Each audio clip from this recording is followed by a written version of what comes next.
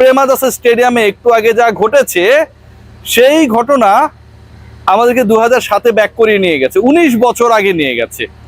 2007 যেই সময়টায় সবশেষ ক্ষমতায় ছিল বাংলাদেশ ন্যাশনালিস্ট পার্টি, এরপর থেকে আসলে একটা বিশাল অপেক্ষা ছিল দলটার।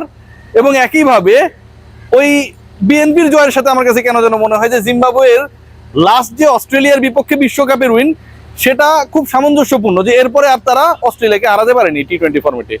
বিএনপি জেতার পরের দিন জিম্বাবুয়ে অস্ট্রেলিয়াকে বিশ্বকাপে আরো একবার, এবং ওই 7-এর পরে নেক্সট যেদিন দেখা হলো 19 বছর পরেই তাদের টি-20 বিশ্বকাপে দেখা হয়েছে এই দুই দলের, টানা দ্বিতীয়বার হারিয়ে দিল। আজকে যখন দর্শকরা বের হচ্ছিলেন, আমার যারা সহকর্মী রয়েছেন তারা বললেন যে একটা দারুণ সঙ্গীত তৈরি হয়েছে, তারা গান গাইছিল, এ মুজারাবানি এ মারুমানি, এ মুজারাবানি এ মারুমানি। মানে মারুমানি মানে হচ্ছে তাদের ব্যাটার, সে 35 রান করেছে 21 বলে। আর এ মুজারাবানি সে আবার হচ্ছে তার ক্যারিয়ার বেস্ট বল করেছে, 4টা উইকেট নিয়েছে। এবং আজকে এ মুজারাবানি 100 উইকেট টি-20 ক্যারিয়ারের অর্জন করেছে।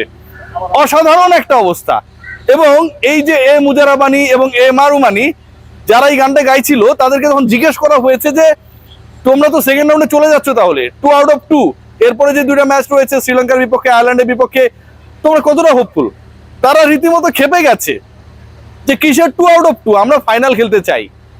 শ্রীলঙ্কাকে আমরা গুনি না, অস্ট্রেলিয়াকে হারিয়ে দিয়েছি। ডেফিনেটলি একটা দল যদি অস্ট্রেলিয়াকে এভাবে হেসে খেলে হারায়, 20 ওভারও খেলতে দিল না, মুজারাবানি 17 রানে 4 উইকেট নিল, মারুমানি এবং অন্য ক্রিকেটাররা ব্যাট হাতে জ্বলে উঠলো, এবং শেষ পর্যন্ত 23 রানের মানে অনেক বড় উইন এটা বলতে পারি। টি-20 ফরম্যাটে আপনি 146-এর মধ্যে অস্ট্রেলিয়াকে আটকে ফেললেন। টি-20 ফরম্যাটে জিম্বাবুয়ে, যারা আগের টি-20 ফরম্যাটে ওয়ার্ল্ড কাপ খেলতে পারে নাই, সেই দলটা এবার প্রত্যাবর্তন করে টানা 2 ম্যাচে 2 জয়, 170-এর কাছাকাছি একটা স্কোর করলো। সেই দল যদি বলে যে আমি শ্রীলঙ্কাকে পাত্তা দেব না, আয়ারল্যান্ডকে গুনার আমার টাইম নাই, তাহলে ডেফিনেটলি ভাই আপনাকে এটাকে মেনে নিতে হবে। ফেসবুক দেখছিলাম গতকাল থেকেই, যেহেতু আমি স্পোর্টস কাজ করি, ফেসবুকে অস্ট্রেলিয়া জিতবে, অস্ট্রেলিয়া ভালো করবে, এরকম একটা বিশাল আলোচনা ছিল বাংলাদেশের রাজনীতির মতো। কিন্তু পরে যেটা দেখা গেল যে আসলে মাঠে নেমে অস্ট্রেলিয়া পারলো না, মাঠে নেমে জিম্বাবুয়ে অস্ট্রেলিয়াকে শুইয়ে দিল আরো একবার। কবেকার ঘটনা? 2007-এর ঘটনা।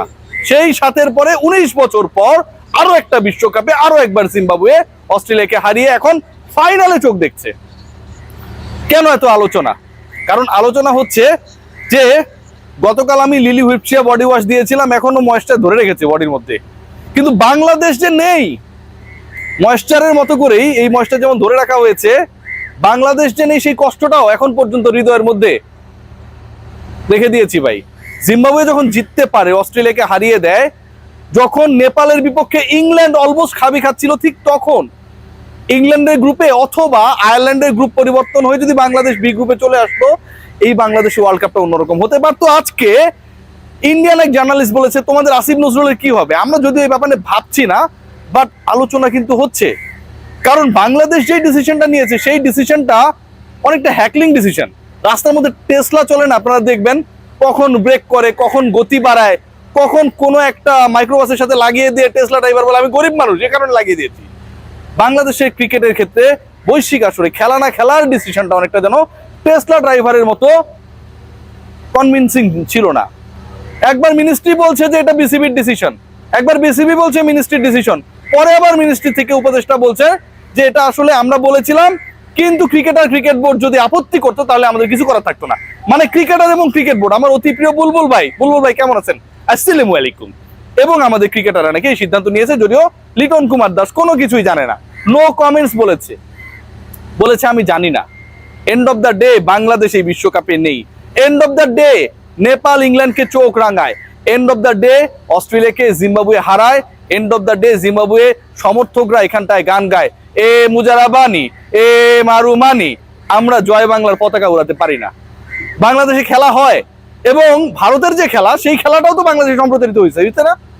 ইন্ডিয়া যে খেলেছে লাস্ট ম্যাচ সম্ভবত ওমানের বিপক্ষে না, সেই ম্যাচটাও তো ভাই বাংলাদেশে সম্প্রচারিত হয়েছে। তাহলে ইন্ডিয়ান ম্যাচগুলো আপনারা বাদ দিতেন, সেটা আপনারা দেখাই দিচ্ছেন কেন?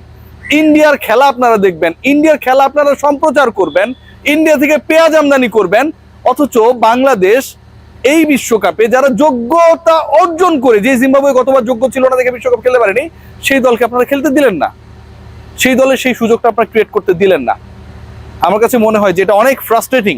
এবং আমিনুল ইসলাম বুলবুলের বোর্ডে সব আছে, বক্তব্য আছে, চাপাবাজি আছে, গায়ক আছে, নায়ক আছে, শুধু ক্রিকেটটা নেই। সবাই ভালো থাকবেন।